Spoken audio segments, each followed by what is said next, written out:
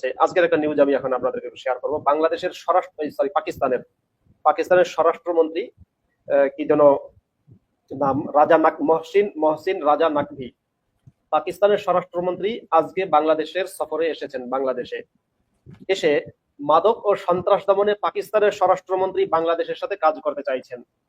এখন আসগর ভাইয়ের কাছে আমার জিজ্ঞাসা, আসগর ভাই হচ্ছে বিশ্ব রাজনীতি সম্পর্কে খুব ভালো খবর রাখেন, যে পাকিস্তান সন্ত্রাস দমন যেভাবে করে তার নমুনা হচ্ছে জৈশ ই মোহাম্মদ, তারপরে হিজবুত তাহরির, জামাতুদ দাওয়া, এরপরে হচ্ছে লস্কর ই তৈয়বা, এই সমস্ত বিভিন্ন জঙ্গি সংগঠন যেগুলো আন্তর্জাতিকভাবে স্বীকৃত জঙ্গি সংগঠন।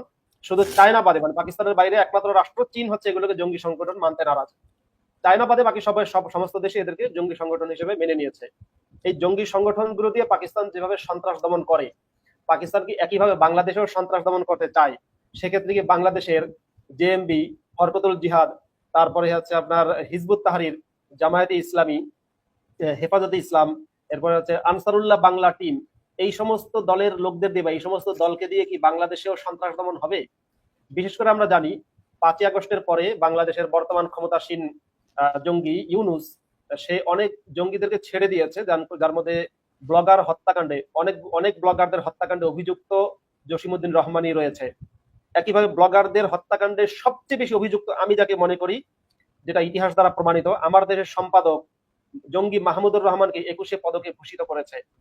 এভাবে কি জঙ্গি দমন করবে? আমাকে একটু যদি আসগর ভাই বলেন। মুফতি সাহেব ধন্যবাদ, ইসলাম সাহেবকেও ধন্যবাদ, উনি অনেক কথা সুন্দর সুন্দর কথা বললেন, খুবই খুবই গুরুত্বপূর্ণ কথা উনি বললেন। তো পাকিস্তান বাংলাদেশে এসে কি সন্ত্রাস দমন করবে, তারপরে আপনার মাদক দ্রব্য করবে, এটা করবে না, তারা বাড়াবে এটাকে। কারণ এত যে 1200 নটিক্যাল মাইল যে ডিস্টেন্সটা আছে পাকিস্তান আর বাংলাদেশের মধ্যে, ওখান থেকে তারা বাংলাদেশে মাদক কিভাবে তারা নিয়ন্ত্রণ করবে? তারা মাদক দ্রব্যকরণ করতে হলে তাদেরকে বাংলাদেশে আসতে হবে, এখানে তাদের লোকজন আসতে হবে এখানে। তো আমার ধারণা এখানে যে বাংলাদেশের আর পাকিস্তানের যে সম্পর্কটা যেটা উচ্চতা পাচ্ছে, এটার পিছনে একটা জিওপলিটিক্যালও কারণ আছে এখানে। কারণ যদি আমরা ইসলাম সাহেব যে 71-এর যুদ্ধের সম্বন্ধে কিছু, মানে স্বাধীনতার যুদ্ধের সম্বন্ধে কিছু ইঙ্গিত দিয়েছেন ওখানে, তৎকালীন সময় আমি নিজের চোখে দেখেছি, আমি তখন একজন তরুণ ছিলাম, যে এই যুদ্ধটা যদিও পলিটিক্যাল রাজনীতির কারণে হয়েছে, এটা 6 ডিসেম্বর 1970 যে ইলেকশন হয়েছিল, সেটাতে আওয়ামী লীগ মেজরিটি পেয়েছে পাকিস্তানে। তো ওটা ওই যে ক্ষমতা হস্তান্তরের যে ব্যাপারটা ছিল, পাকিস্তান থেকে অনেক লোকজন আসছে, মৌলানা দৌলতানা, কাইয়ুম খান, অনেক লোকজন আসছিল, সবার মিটিং তৎকালীন সময়ে ঢাকা শেরাটন হোটেলে হয়েছিল সব সময়।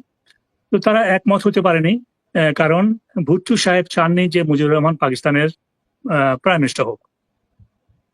তো এই যুদ্ধ ছিল ক্ষমতার জন্য, কিন্তু এটা পরে এই যুদ্ধের সময় এই বাংলাদেশের আমাদের যে একটা স্ট্রাগল ছিল স্বাধীনতার জন্য, এটা ধর্মের মধ্যে চলে গেছে। এটা আপনারা যদি হিস্ট্রি তুলে দেখেন, 71-এ যুদ্ধের সময় যে ওয়েস্ট পাকিস্তান থেকে কিছু লোক সোলজার আসছিল, যাদের বলছো মালয়েশিয়া, তারা আমি চোখে দেখছি যে রাস্তার উপরে দাঁড়ায়, আমাদের বাংলাদেশে তো প্রায় তৎকালীন সময় বেশিরভাগ লুঙ্গি পরতেন পুরুষ, তাদের লুঙ্গি ওপেন করে দেখতেন তা হিন্দু না মুসলমান, এবং যখন দেখছে যে হিন্দু, তাকে তখন গিয়ে তাকে মেরে ফেলত।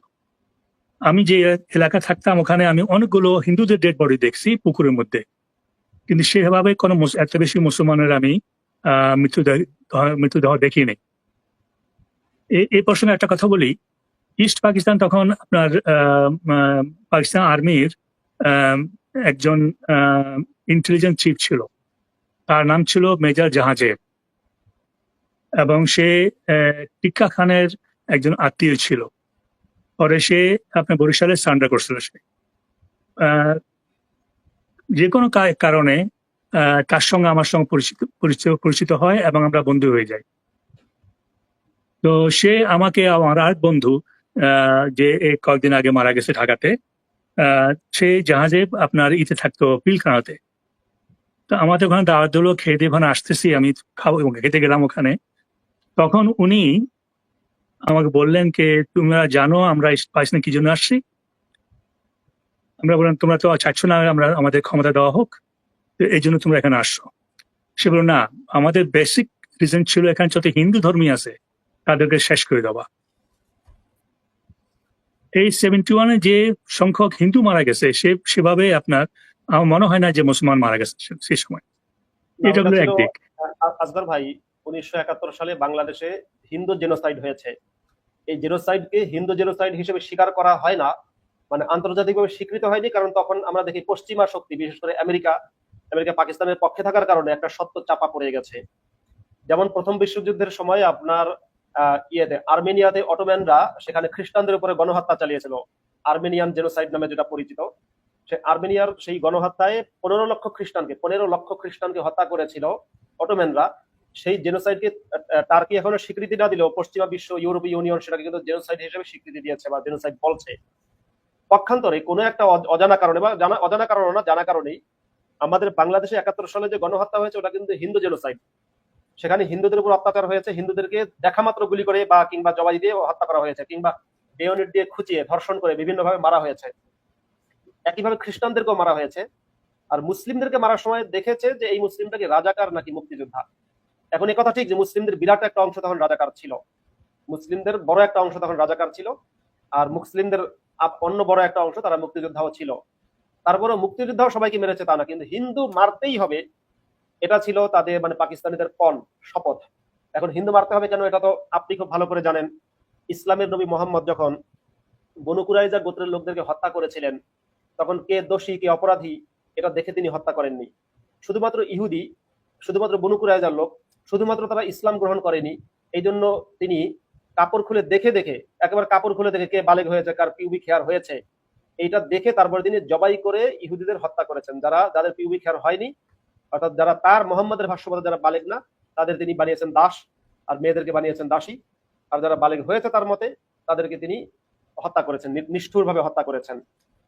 তো সুতরাং এটা হিন্দু জেনোসাইড, এই হিন্দু জেনোসাইডকে এখনো স্বীকার করা হয় না, ঠিক সেভাবে স্বীকার করা হয় না। জি, ঠিকই বলছেন আপনি, এটা আপনার সঙ্গে একমত। তো এখানে যে কথা আপনার যে দ্বিমত পোষণ করছি এখানে, ওখান থেকে বিভিন্ন সূত্র থেকে এটা প্রমাণ হয়েছে যে হ্যাঁ, হিন্দুদের উপরে তো আক্রোশ ছিলই, কিন্তু পাকিস্তানি যে অর্ধশিক্ষিত বা অশিক্ষিত মিলিটারি, এদেরকে বোঝানো হয়েছিল যে বাংলাদেশে যেসব মুসলমান আছে এরা আসলে ভালো মুসলমান না, এরা হিন্দু ঘেঁষা মুসলমান, যারা বাংলায় কথা বলে, বাংলা কালচার করে, বাংলা গান গায়, বাংলায় লেখাপড়া করে, বাংলা পণ্ডিত, হ্যাঁ, ইন্টেলেকচুয়াল, এরা ভালো মুসলমান না, অর্থাৎ পাকিস্তানিদের মতো খাঁটি মুসলমান না। হ্যাঁ, এবং এই জন্য এই যখন একটা বস্তিতে আগুন দিয়ে ব্রাশ ফায়ার করা হয়েছে, সেখানে তো ভাই খুঁজতে যায়নি কে মুসলমান আর কে হিন্দু। সীমান্ত অতিক্রম করার সময় যখন ব্রাশ ফায়ার করেছে মধ্যরাতে, ট্র্যাপ বানিয়ে রেখে ইয়ে করে, সেখানে কেউ কিন্তু বাছাই করতে যায়নি। সো ঠিক এক্স্যাক্টলি হিন্দু জেনোসাইড, হিন্দুদের মেরে, of course they were the number one target, কিন্তু আপামর বাংলা ভাষাভাষীকে হত্যা করারই এটা একটা মিশন ছিল।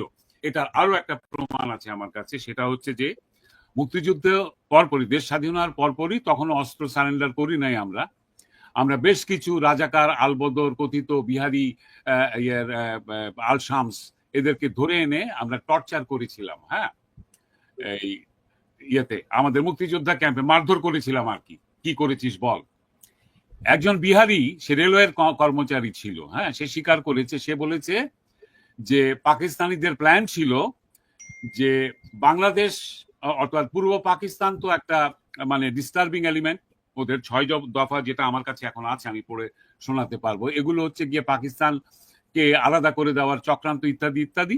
হ্যাঁ, তো ওরা এই পাকিস্তানের যে ডিস্টার্বিং আরেকটা জায়গা আছে বেলুচিস্তান, হ্যাঁ, ওদের বা সিন্ধ, ওদের লোকজনকে ওরা বাংলাদেশে এনে বর্ডার বেল্ট 20 মাইলস যত জমি আছে সব ওদেরকে দেওয়া হবে, 1 নম্বর। 2 নম্বর, বাংলাদেশে কোনো ম্যাচিওর পুরুষ বা শিক্ষিত লোকজন ওরা বাঁচিয়ে রাখবে না। ঠিক বনু কুরাইজার যে উদাহরণ দিলেন, শুধুমাত্র বালক আর নারী ছাড়া সবাইকে ধ্বংস করে দেওয়া হবে। এটা সমর্থনে আমরা শুনেছি যে I want the land, I don't care for the people, Yahya খানের বা টিক্কা খানের এদের যে বক্তব্য, হ্যাঁ, আমরা জানি সেগুলো।